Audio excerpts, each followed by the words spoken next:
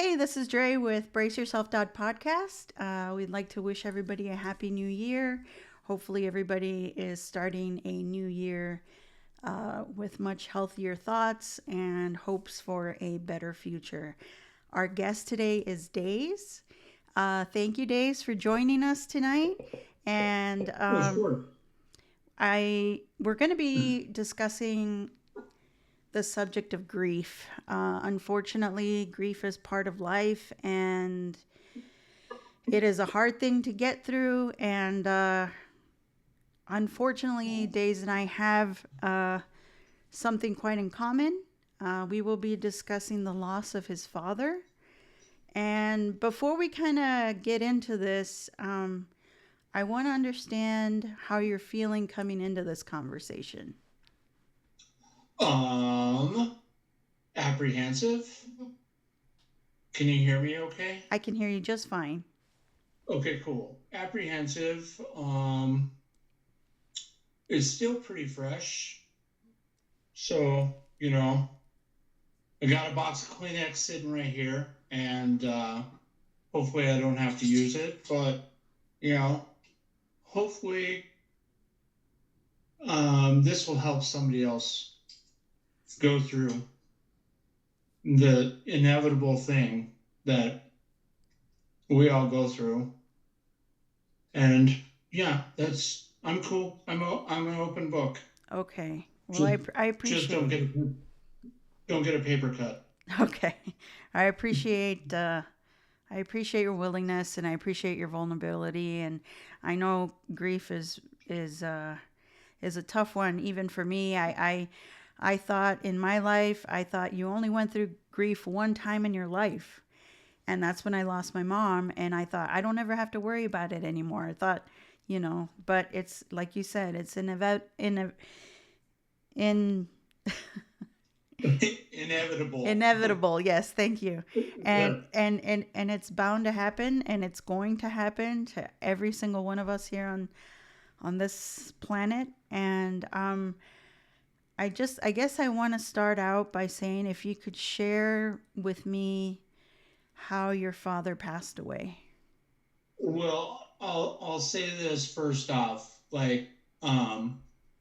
I've lost my grandfather, my grandmother, great uncle, but they were all like old, old. Like they had. It was sort of like expected. Uh-huh. My dad was not expected. He was diagnosed with stage 3 trachea cancer, stage 1 lung cancer, um, in uh, late 2023 or early 2024. And he passed away in on 2/16/24 at 1:35 p.m.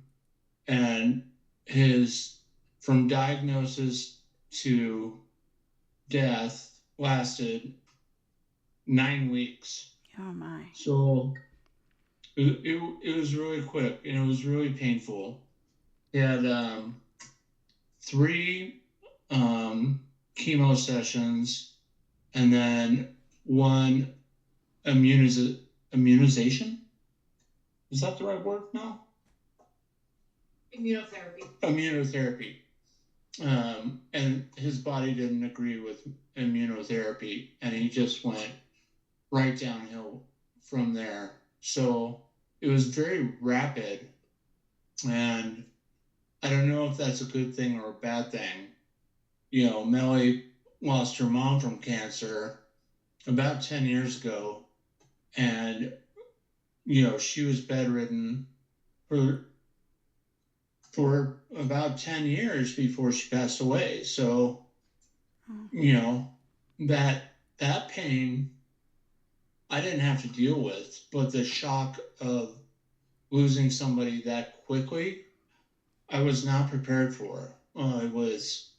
And he was a healthy dude. I mean, the year before he died, he and my mom hiked enough miles to circle the globe like twice. Oh my. Yeah, they really love the outdoors and bird watching and doing all the things. And they were both retired. And then all of a sudden, boom, he was diagnosed. And then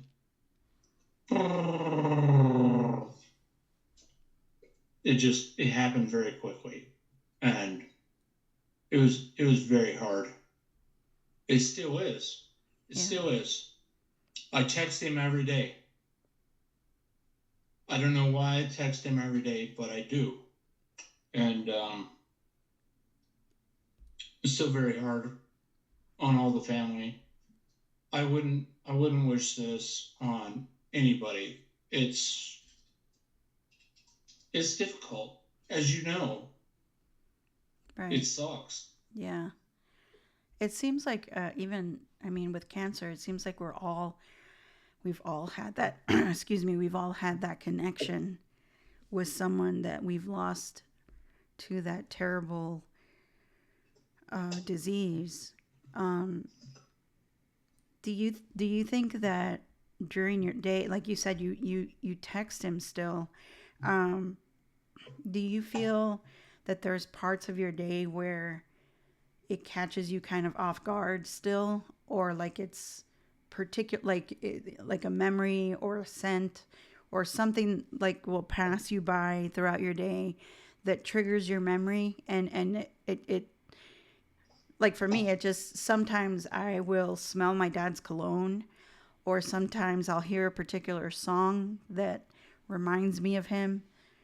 Do you have those kind of times throughout your Well, day? that's an interesting question, because when my great uncle Ellis passed away, I think in 2006, um, and when my grandfather passed away in 1973, I was just an infant then.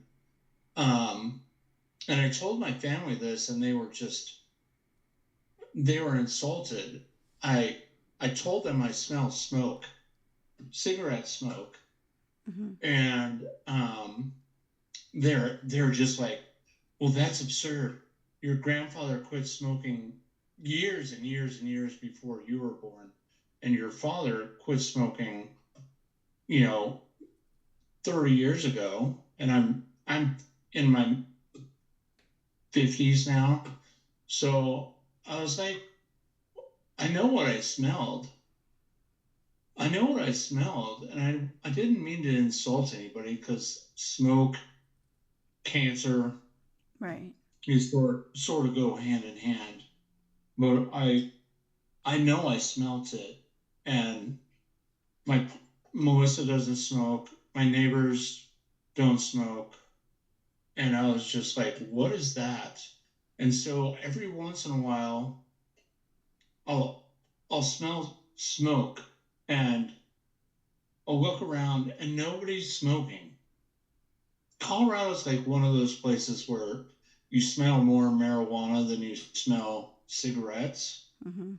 I don't know. I don't know if that's good or bad, but I'll smell it, and it'll take me back to the time when my dad passed away.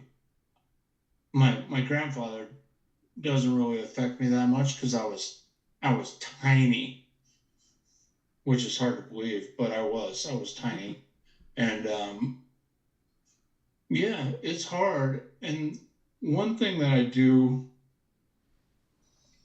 because I'm an artist, and I'm also a handyman, so I have lots of clients, and long-term clients, and I'm very open with them about what has happened. Mm-hmm. And sometimes I come across a client, and I'm just like, I can't do this today. I just can't. And they're like, why? What's going on? I was just like, My dad passed away, and today it's hitting me. And a majority of my clients are really cool about it. They're just like, okay, man, you know, Mm-hmm. what I need fixed at my house is little. What you're going through is big. And it's gotten easier over the last, I'd say, um, year. But Dre, I was puking every morning, 365 days after my dad passed away. I was just nervous stomach, Mm-hmm. stressed out. I just I didn't know how to deal with it. So I hope I answered your question. No, yeah, yeah. Did he live in Colorado as well? Oh yeah, 30 minutes away. He Oh, was a okay. native. Okay. He was also a native. And Okay. Melissa Applesauce and I would go there on the weekends, pretty much every weekend, and hang out and barbecue and or go out to lunch and shoot the gip. And Mm-hmm. yeah, we were very close. It was tough. I know your father lived with you Yeah. towards the end. Um, and I know you went through your own grief. Um, yeah, it was, but you know what? I I have this analogy that I think I heard somewhere, so I didn't make it up. But if you live clear across the country from your family and your parents, and you only visit them on Christmas, Thanksgiving, maybe Easter or a birthday, Mm-hmm. over the time span of 10 years, you've only seen them 40 times. Mm-hmm. And we used to see them every weekend. So after 1 year, that's 52 times, Yeah. Yeah. not including holidays. So I'm really thankful for that. I mean, sometimes it was, sometimes I wasn't excited about it. Like, I just want to stay at home. I want to sleep in. I want to lay on the couch with my boxer shorts on and watch football or something. But Melissa and I really made it a goal to visit. And now that my dad's gone, my mom is dealing with a grief that's probably 100 times worse than mine. I'm making up numbers, but you know, we still go and see her and try to help her um, let her know that we're still a family, Mm-hmm. even though he's gone. We're still a family, and we're gonna keep this going because I couldn't imagine life without her, and I want as many visits as I can. I'm the firstborn, so we have that special bond. Right. Yeah. So And do you think you mentioned a little earlier that you were smelling smoke and kind of triggered your memory?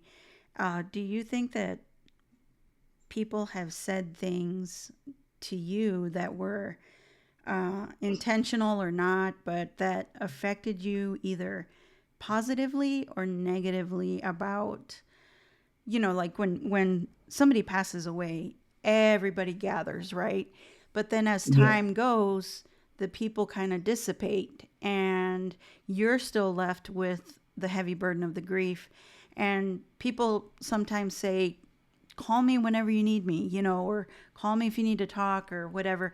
And sometimes they don't follow through, and or they say things like, "Oh, I completely understand what you're going through," even though they may really not know what you're going through. Do you think that people have said those things that have affected you either way, negatively or positively, and how did you go about handling that? Um, so fortunately, I have a small group of friends. I have more clients than I have friends. And my friends have been really good about checking in and just saying, like, how you doing? Two of my closest friends have lost both of their parents. So I think they can relate to the situation really well. Um, and I check in on them too. Um, I always have. Their parents passed away a while ago. It's been a minute, but I check in. I always checked in with them all the time.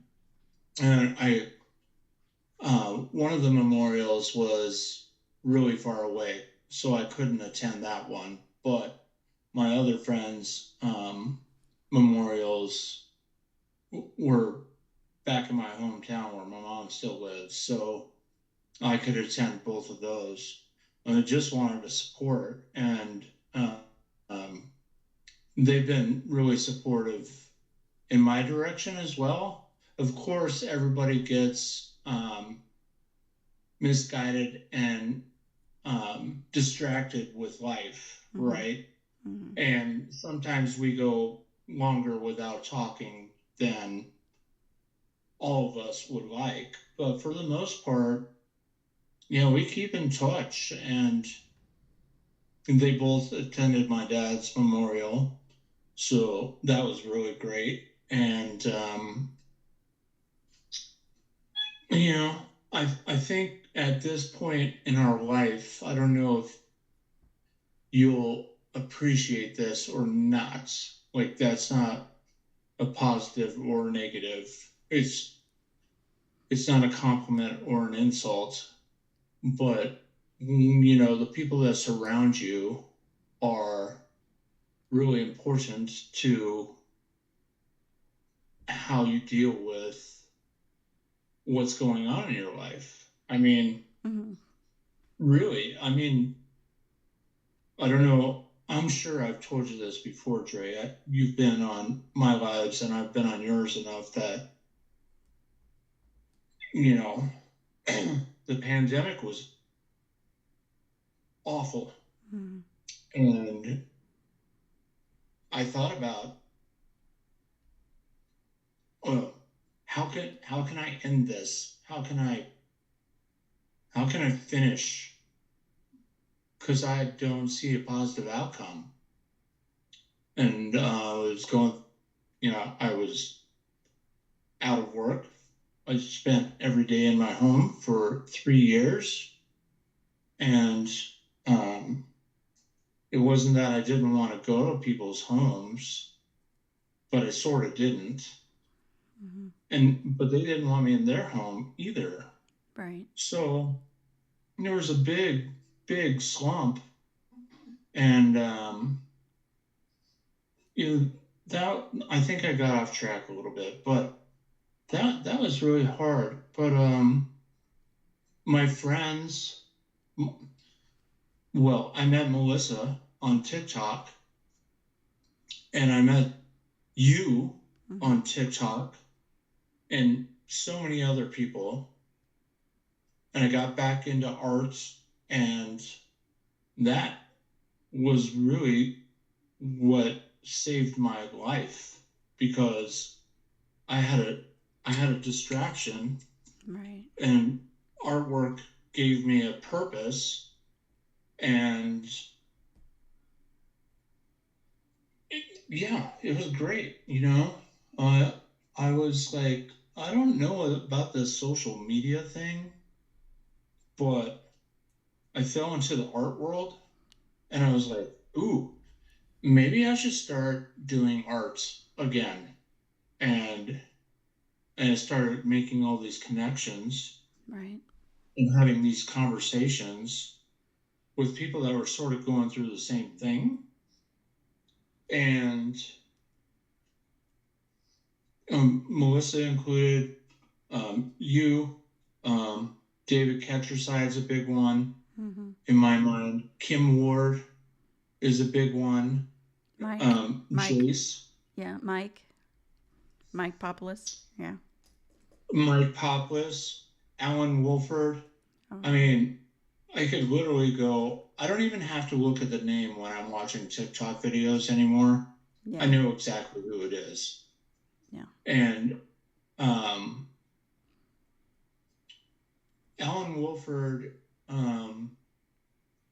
he's some sort of minister, pastor, Right. something like that. And, he prayed for me and my family when the process started. And even though it was painful to listen to, because nobody ever wants to hear those words, it it made me feel really good. And you know, Melissa was the one that was holding my hair, so to speak, every morning afterwards. Um, and I wasn't really puking up anything. I was just my stomach was just it was just a mess. I was stressed out. It goes right to my stomach, Yeah. and yeah, depression is real. And if I didn't have my friends and my artwork and my distraction, I'll call the handyman business. I don't know. I don't know what would have. I don't know how it would turn out. I mean, I'm sure you've had those same kind of thoughts. Yeah. There's days that I can feel it quite heavy, and then there's days when I can handle it. But there's not a day that goes by where I don't think of my mom or my dad. And my mom's been gone 20 years, in fact. And my dad will be 3 years this February, which I think I mentioned to you. Your father passed away, you said February 16th? Yeah, February 16th of 2024. Yeah, and my So, father my father passed away February 17th. well, that I'm sorry, and I Yeah. remember, I Yeah. I do remember very vividly when your father passed away. Um, my sister's birthday is on February 14th, and mine's on February 20th. So my dad passed away like right in the middle. Mm-hmm. So sort of put a damper on birthdays. Not not that I care anymore. I'm in my 50s, so birthdays don't really matter, but um I'll never forget it. And it's a flashback all the time. And my mom gifted us this miniature, very miniature, it's like this big, Mm-hmm. grandfather clock. That was my dad's. And it sort of works on weights. So one weight will come down and work the tick tock. And once it gets to a certain point, you have to reset it. And we reset it probably twice a day. Mm-hmm. And we say a little prayer for my dad. And so it's sort of a daily ritual that we do. Sometimes most of the time it's me just because I'm here more. But Melissa does it all the time too. And it's sort of just a miniature prayer, hey dad, miss you. Sort of like the text message thing, Right. you know. And God, if anybody ever got his number, how phone numbers, Oh, right. Yes. like how would they respond? Like, who the hell is this? Like, what are you talking about? But I hope once that number flips over, at some point they'll be cool and they'll sort of see that this what's going on, and I'm not trying to be a jerk to them. I just am texting my dad. You know, Yeah. who knows if there's cell phones in heaven? Well, You know, I truly believe that this is just my opinion that they do connect with us in some form, a way that only we know that they can connect with us. So yeah, if your father knows that if you wind the clock or you tune the clock or you text him or something like that, I'm sure that he would probably connect with you in one of those things, in one of those ways, or maybe the smoke, or the scent of the smoke. And I truly believe that they find their way to connect to us because in only a way that we know that they are the ones connecting with us. well, isn't that sort of the definition of faith? It is faith You and know, hope, because I faith believe and hope. you got to have one to have the other too, but Oh no, I agree, yeah. 100%. I'm not. I grew up in the church, and I've watched it online over the last couple years, and it's more about the message and the way that you treat people than it is about the Bible and praying and that kind of stuff. And when I when I reset the clock, that's sort of my way of praying. Hmm. And I know that he hears it. And Melissa talks to her mom all the time, and she knows. And that's I think that's a big part of the healing process. Is just knowing that they're still there. Definitely. you know yeah. Definitely. And So do you do that too? well, my personal way is I do speak to my parents. Whenever I have a life changing event or something that I'm trying to accomplish, like this podcast, for instance, when I first thought about it, I was like, well, I don't know if I can even help people. I don't even know how to help people. I'm not a mental health specialist. I don't know what to do. But I thought, hey, I know Right. one thing. I know that I have issues. I know other people have issues. And somebody somewhere needs to hear that you're not alone out there. We've gone through some of the same things. And so Yeah. what I try to do is before I go to sleep at night, I tell my mom mentally and my dad, oh, you would have loved this today. You would have loved this interview I had today on the podcast. Or you would have loved the walk that I took my dog on today. It was so pretty. The day Right. wasn't very hot. It wasn't very cold. It was just perfect. And you would have loved the trees or the moonlight or this or that. And I believe that when I do that, I am more apt to dream about them and have a conversation with them in my dreams. And I believe that in a way, dreams are a form of communication. And so Well, that's what happens to me anyway. I haven't had those dreams yet. I don't think, baby, have I? Have I dreamed of dad? Yeah, she says I have. I don't remember off the top of my head, but I mean, I can't disagree with that at all. I mean, one thing that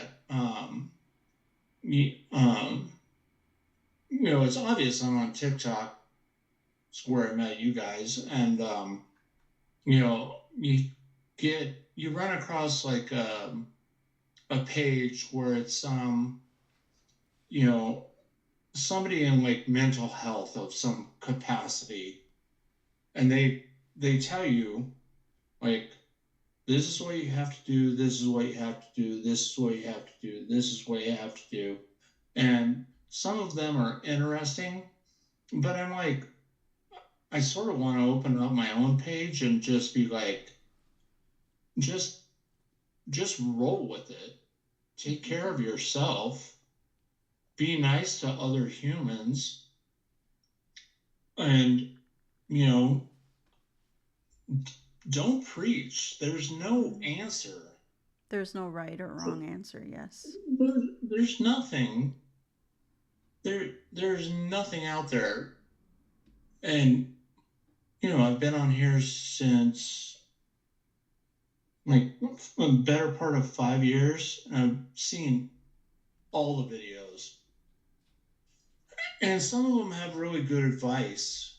I'm not gonna take that away from those people, but some of them are really just like, do this, do that, do this, do that. I'm like, you know what I want to say. Yeah. Yeah. Yeah. Yeah. It's I'm just like, stop it. Just stop. Everybody thinks they're an expert, but everybody's going through their own thing. So shut it. yeah. Just stop. And, most of the people I surround myself with have been really understanding. I can't think of anybody that hasn't been nice to me about the situation, because most of the people I deal with are older. I don't do a lot of handyman stuff for like high school people or college people. Most of my clients are older, so they sort of understand. Um, and I have a couple that I think of off the top of my head. They're in their mid to late 80s, and they're like, I get it, man. I still go through it. I still go through it. And, I do feel that if we didn't go through it, it, it would be less important. Like if somebody passed away and you didn't give, if you didn't care, that person wasn't important to you. Yeah. Or you're some kind of person that I don't understand the way you think, because it is what it is. It's part of life, Yeah. and it's not awesome. No, it's the opposite. Yes. But I guess the other side of the coin is, if I would have passed away, how would that be for them? Mm-hmm. And I'm like, well, I think I'd rather follow the process of, watching my family get older and passing away than, me doing something stupid. First thing that comes to mind is like drunk driving accident or something like that. And then them having to deal with that and be like, he was so young, Mm-hmm. And I'm like, well, my dad and your mom and your dad, I assume, had a pretty good life. I assume. They I did. don't know their stories, but I mean,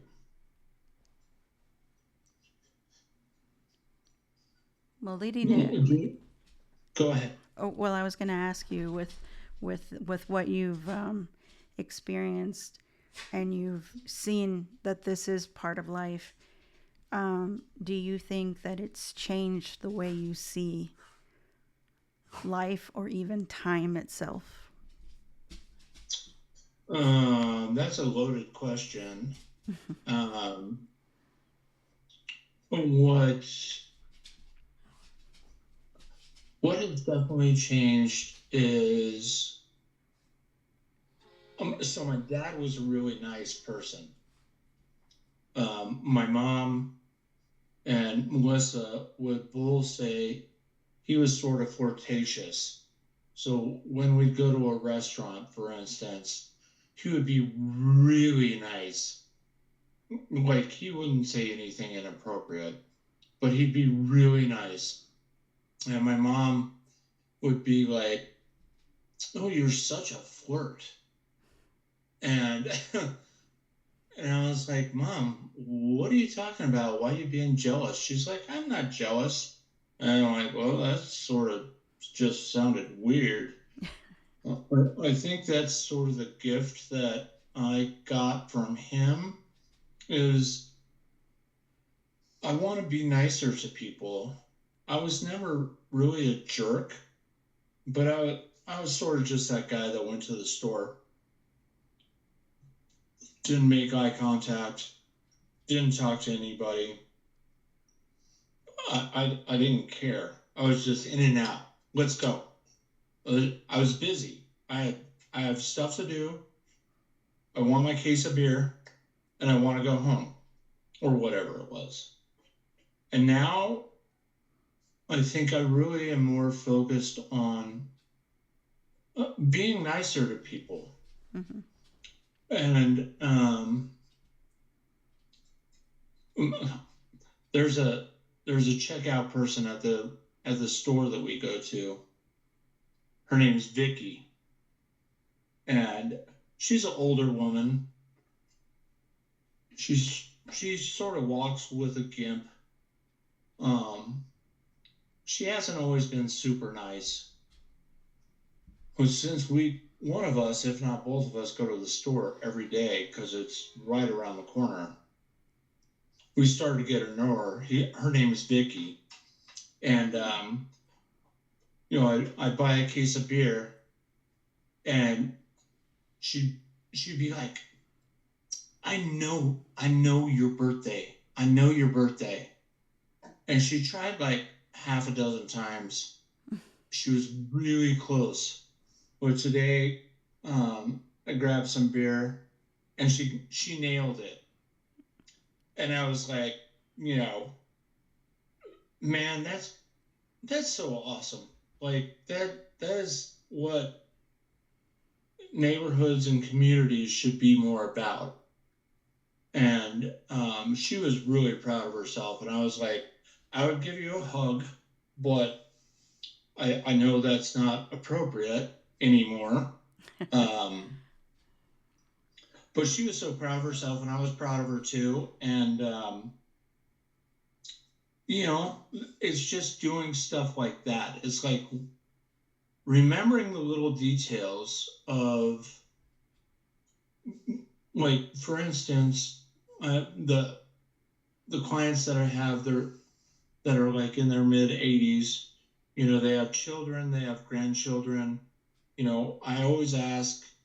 I know their names. I know their ages. I know what schools they go to. I know all these things about them, and I know it makes a difference to just, you know, ask the questions and inquire, be interested in what other people are going through. You can say like, positive things, or, you can say something like somewhat negative. Like, I heard Elijah was sort of being a pain in the butt for a minute. That's okay, because they told me in the first place, so I'm just following up. And, I'm not insulting them.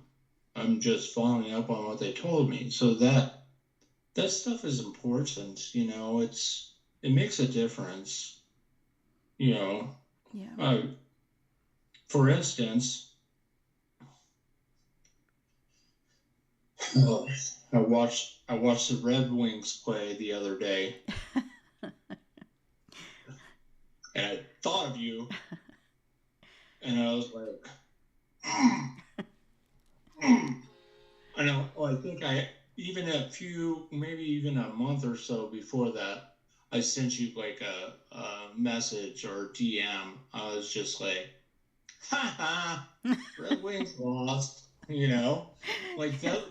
Those are the type of details that you have to remember Yeah. to um, that are important in people in your life. Yeah. And just because you live, you know, an hour and a half away from me. I don't want to give away any details, but plane ride, hour and a half, if that. Yeah. Um, I still remember that. You like that hockey team, and I'm cursing you all the time. I mean that's Yeah. important. That's important to you, right? Yeah. And that's not why I remember it. I remember it because it's important to me also. Like, this is a friend that I've had, via the interwebs, Yeah. and those things are important to people. Yeah. They want to be noticed, they want to be appreciated, and um, and that's cool because in this world that we live in right now, um, people don't pay attention to shit like that. Oh, excuse me, Oh, it's stuff okay. like that. Yeah. You know, Melissa's the same way in her job. She comes home and tells me about all of her clients. She doesn't use specifics because I HIPAA, Right. but she's like, I had this one lady that did this and did this and did this and did this, and she gave me a pair of earrings, and she establishes relationships with the people that are in her life, Yeah. and that's important Yeah. because why else are we here? Yeah. You know. Well, people need people. They really do. And I think people forget that a lot of times. And by the way, if it makes you feel any better, my team won tonight too. So Well, I already forgot who your team was. no, one last thing I wanted to share with you. I don't know if you've heard this analogy before, but and then I'll just ask you one final question or statement. Okay. Right? But there's a thing about an analogy about grief that there's a piano in a very small room, a grand piano, and there's Okay. people who are in this same room and they can barely fit around this grand piano because it's so large. And these Uh, people are, one person will be upset because why does this thing have to be here? Another person is like, this is so inconvenient. I don't have time to move the piano. I don't know what to do with the piano. And another person might say, well, I mean, there's nothing I can do about the piano. It's just sitting here. There's nowhere I can move. I can't get up. I can't play it. I can't do anything with it. And then one person sits down at the piano and begins to play the piano. Now, and then people start to listen to the beautiful music that comes from this piano. mm-hmm. And so the music and the piano represent grief. They represent the death of someone, and the people represent the different stages of grief that you go through. And the person that sat down and played it is actually accepting the grief part. It's accepting the death that has happened. And that's the hardest part of grief, is accepting that the person is gone. But if we remember them, we can hear beautiful tones of their life come Oh, to, I love that. I love that. And so I wanted to share that with you because someone told me that in the middle of my grief, and it made so much sense to me because I was angry, I was in denial, I was faced with inconvenience. I was faced with, I don't want this feeling. I just, and then when I finally, with my mom, I don't think I've actually played the piano with my dad yet. But when I finally played the piano with my mom, then I started to think, hey, I can honor her by living my life the way she would have wanted me to live my life, the way she would have been proud of me. And I try to achieve certain goals in my life to kind of help myself out and show my mom that, hey, I'm trying, and I didn't give up on life, and I'm still chugging along. And so I wanted to leave that thought with you so that maybe you could think about that sometimes when you think about your dad, and you can see yourself being those different people in the room. But until you, and it could be your clock winding, or you're adjusting your clock. Maybe that's you playing the piano in short times in when you're feeling that you're missing your dad. But one last thing I was going to ask you is if you could share the fondest memory you have of your dad, or a fond memory that you have of your dad, because I know it's hard to Okay. narrow down. Okay. Um, let me say one thing before I answer your question. I own my dad's guitar, and it's a 1954 Gibson GR50. It's beautiful, and he gifted that to me like a few years before he passed away, and uh, it's my, like, if the house burned down, I would grab Melissa, I'd grab my dog, and I'd grab that guitar, Mm-hmm. and we'd be out. And the gift of music is absolutely a positive thing that my family has always had, that I am gifted with, and so that's one thing. Even though I didn't get to hear him play because he sort of gave it up, and just this guitar just sat in the closet forever. And he was like, "Yeah, you can have it." I was like, "Sweet." And I love the guitar. It's beautiful. And but my favorite memory of him, I have two. So I made my parents' cornhole Mm-hmm. board, and I got to play cornhole with my dad and my mom and Melissa. Um, so I really enjoyed that. The other memory is that my dad was he was the IT director for a big city out here, and he was a very technical person. I am not. I I think I've joked about it before. I can barely use the speak and spell. So he was very technical, and he wanted to build this mailbox stand for their home as well as their neighbors, because they sort of share that little corner. And he was so technical. He had all these tools laid out, all this precision equipment, and that I didn't know how to use. I was like, what the hell? So we had it all laid out, and we tried to use it, and it failed terribly. And I was like, all right, Dad, you're an IT director. I'm a handyman, so I do this shit all the time. And he was like, all right, do your thing. So I just put all his technical equipment to the side, and I did my thing. And he was like, holy shit, Andy. Like, wow. And I was like, things don't have to be so hard, Dad. And he looked at me. He gave me a little side hug,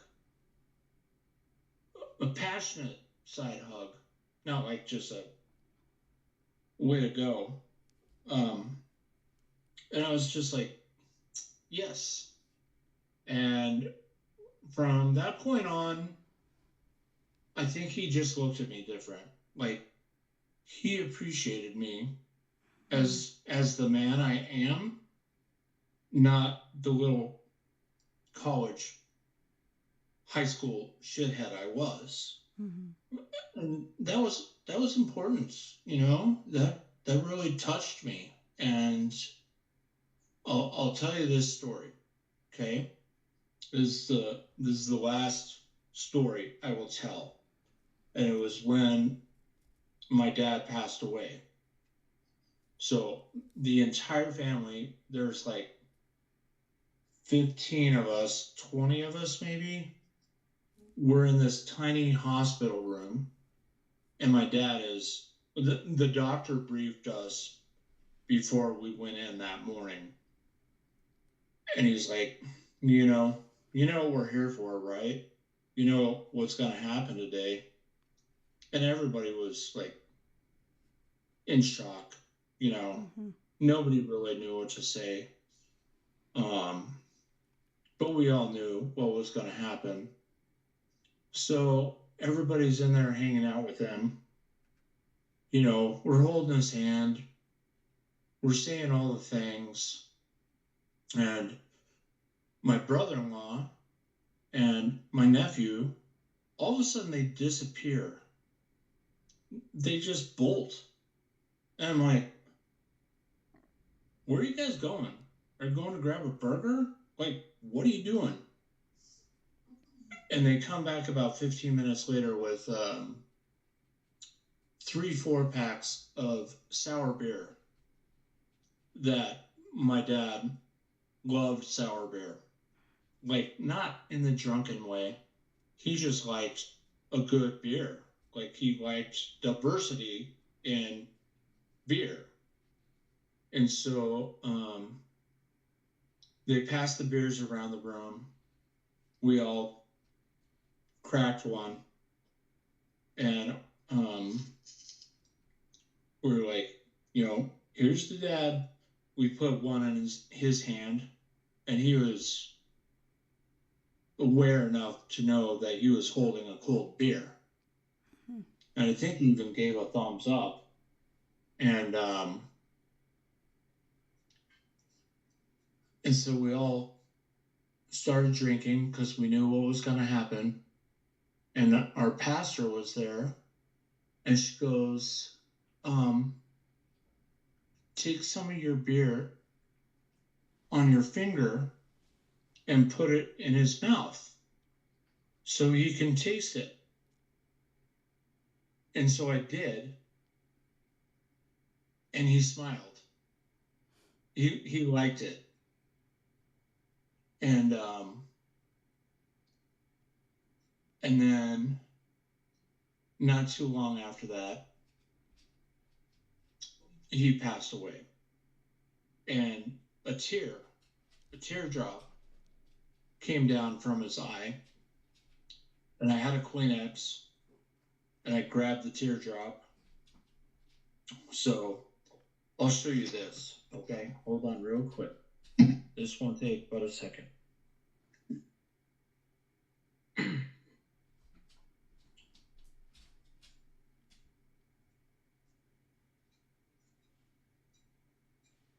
So right here,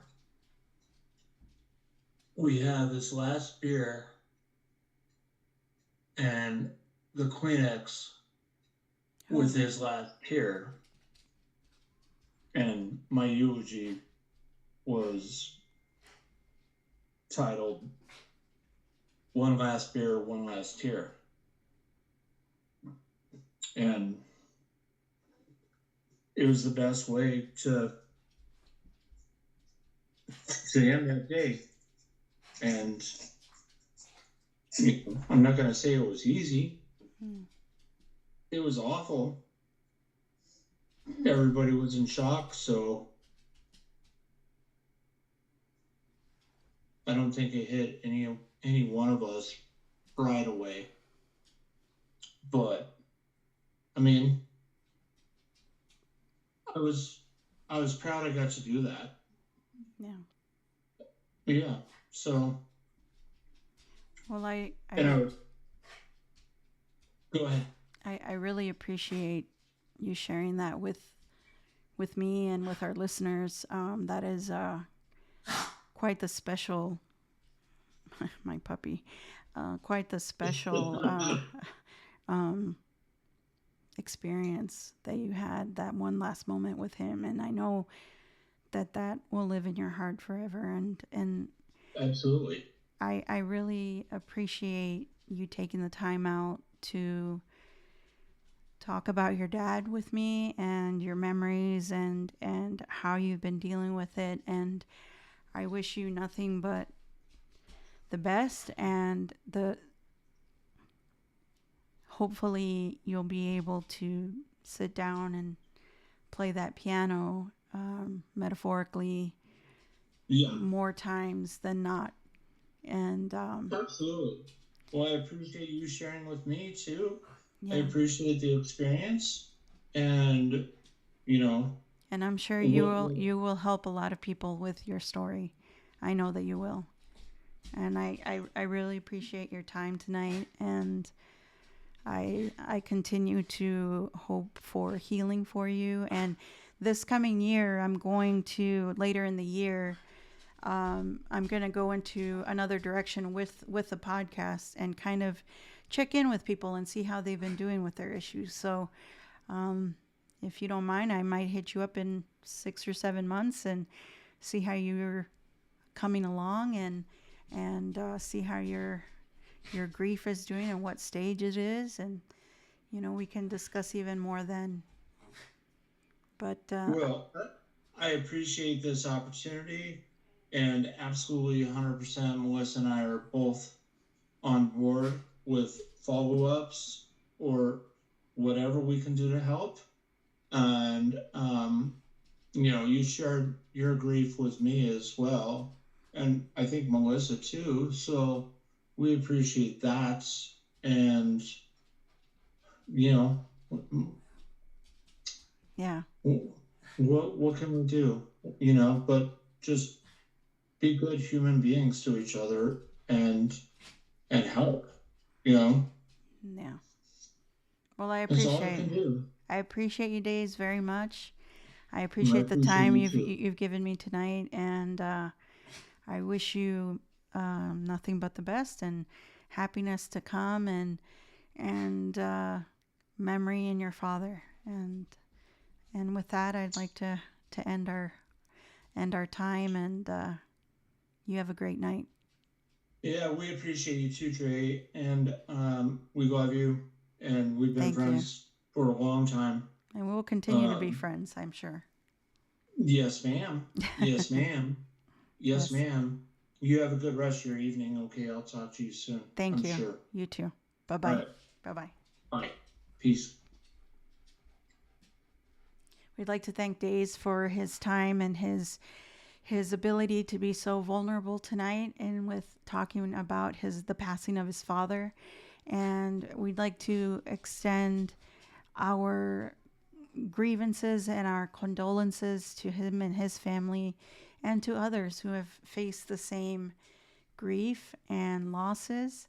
And this is a safe space for anyone who is going through that type of challenge, or any type of life challenge. And with that, I want to wish everyone a healthier year, physical year, with positive vibes, positive prayers, if that's what you do, and if that's something that you believe in.